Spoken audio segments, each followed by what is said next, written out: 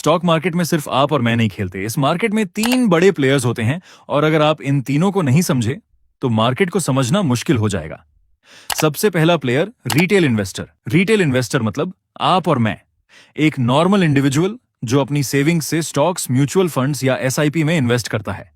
Retail investors की individual buying power limited होती है, लेकिन इनकी संख्या मार्केट में सबसे ज्यादा होती है और इनका मेन फोकस होता है अपनी वेल्थ को लॉन्ग टर्म में ग्रो करना। अब आते हैं दूसरे प्लेयर पर, FII यानी फॉरेन इंस्टीट्यूशनल इन्वेस्टर। FII का मतलब है फॉरेन कंट्रीज के बड़े फंड्स और इंस्टीट्यूशंस जो इंडिया के स्टॉक मार्केट में बहुत बड़ा पैसा इन्वेस्ट करते हैं, जैसे अमेरिकन या European investment funds, pension funds और अदर इंस्टीट्यूशंस। अब समझो इनका इंपैक्ट कितना बड़ा है। जब FIIs इंडिया में बड़ा पैसा इन्वेस्ट करते हैं तो मार्केट में बाइंग बढ़ सकती है और मार्केट को सपोर्ट मिलता है, और जब FIIs अपना पैसा मार्केट से निकालते हैं तो सेलिंग प्रेशर बढ़ सकता है और मार्केट नीचे जा सकता है। इसलिए न्यूज में अक्सर सुनते हो FIIs ने आज 3,000 करोड़ रुपए की सेलिंग की, और इसका इंपैक्ट मार्केट पर भी देखने को मिल सकता है। इनका मेन फोकस होता है ग्लोबल मार्केट्स में बेटर रिटर्न्स अर्न करना।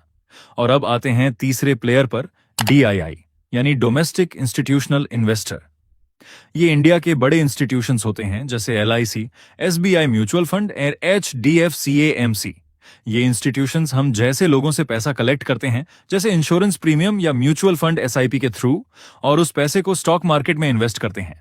अब इंटरेस्टिंग पार्ट देखो, जब FIIs मार्केट में सेलिंग करते हैं तो कई बार DIIs बाइंग के थ्रू उस सेलिंग प्रेशर को बैलेंस करते हैं। इसी वजह से DIIs इंडियन मार्केट में एक इंपॉर्टेंट सपोर्टिंग रोल निभाते हैं। फॉलो इन्वेस्ट शिक्षा फॉर मोर अपडेट्स।